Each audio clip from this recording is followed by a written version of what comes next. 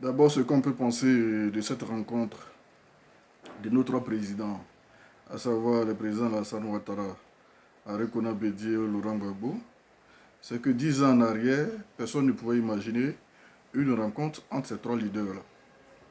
C'est donc dit que les lignes ont bougé, qu'il y a véritablement maintenant un souci de songer à un projet d'avenir commun pour la Côte d'Ivoire.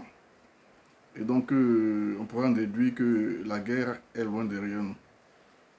On espère que cette rencontre va renforcer la cohésion sociale, que certaines questions qui traînaient encore, à savoir les proches du président Laurent Gbagbo qui sont encore en prison, la rente viagère du président Laurent Gbagbo, les proches de M. Bédié qui ont été incriminés suite au boycott actif de la présidentielle d'octobre 2020, que ces questions-là vont trouver des éléments de réponse.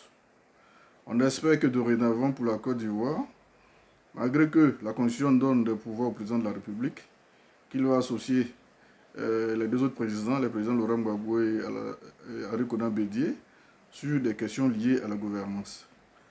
Et les trois vont se rencontrer davantage en vue de privilégier les mécanismes locaux de gestion de nos différends. Et partant, cela va renforcer la cohésion sociale dans toutes les contrées de la Côte d'Ivoire, là où il y avait encore des querelles entre les populations, là où les populations se regardaient encore sur la base du rejet, de la suspicion ou de la défiance. Voici un peu ce que je pense de la rencontre de nos trois leaders. Merci.